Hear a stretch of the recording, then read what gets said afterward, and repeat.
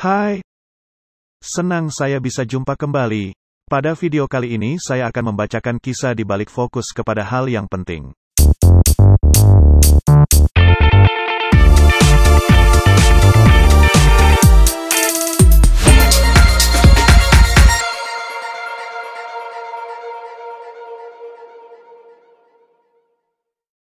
Sebelum kita lanjut seperti biasa kita disclaimer terlebih dahulu kalau materi ini sumber dari evinco.com dan jika kalian mau lebih jelas mampir aja ke websitenya langsung ya. Fokus kepada hal yang penting. Di sebuah desa terdapat jembatan yang rusak. Kepala desa sepakat untuk memperbaikinya. Mereka mempekerjakan satu orang tukang untuk itu.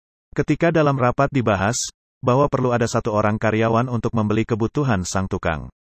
Direkrutlah orang untuk belanja. Karena butuh orang yang memastikan agar pekerja di lapangan bekerja dengan baik, direkrutlah seorang petugas pengawas lapangan. Kemudian dikatakan bahwa untuk keperluan administrasi disepakati bahwa perlu ada seorang akuntan. Ditambahkanlah satu orang akuntan. Kemudian karena berbicara mengenai akuntabilitas maka diperlukan auditor untuk mengawasi akuntan. Masuklah sang auditor baru. Karena jumlah timnya cukup banyak dan antar divisi, maka dikatakan perlu tambahan seorang manajer untuk membawahi semuanya. Setelah proyek berjalan, ternyata budget yang diperlukan membengkak. Dana tidak cukup. Karena itu kepala desa dan jajarannya sepakat untuk memecat sang tukang untuk mengurangi biaya.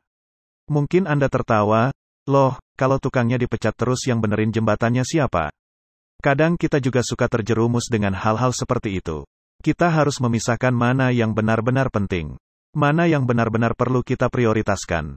Jangan sampai kita sibuk sekali dengan semua embel-embel ini itu, tapi lupa mengetahui apa yang sebenarnya dibutuhkan. Cobalah untuk merenung. Sediakan beberapa menit dalam sehari untuk melakukan perenungan. Lakukan di pagi hari yang tenang, segera setelah bangun tidur. Atau di malam hari sesaat sebelum beranjak tidur. Merenunglah dalam keheningan. Jangan gunakan pikiran untuk mencari berbagai jawaban. Dalam perenungan kita tidak mencari jawaban. Cukup berteman dengan ketenangan, maka kita akan mendapatkan kejernihan pikiran. Jawaban berasal dari pikiran kita yang bening. Selama berhari-hari kita disibukkan oleh berbagai hal. Sadarilah bahwa pikiran kita memerlukan istirahat. Tidak cukup hanya dengan tidur. Kita perlu tidur dalam keadaan terbangun. Merenunglah dan dapatkan ketentraman batin. Pikiran yang digunakan itu bagaikan air sabun yang diaduk dalam sebuah gelas kaca. Semakin banyak sabun yang tercampur semakin keruh air. Semakin cepat kita mengaduk semakin kencang pusaran. Merenung adalah menghentikan adukan, dan membiarkan air berputar perlahan. Perhatikan partikel sabun turun satu persatu, menyentuh dasar gelas. Benar-benar perlahan, tanpa suara. Bahkan kita mampu mendengar luruhnya partikel sabun.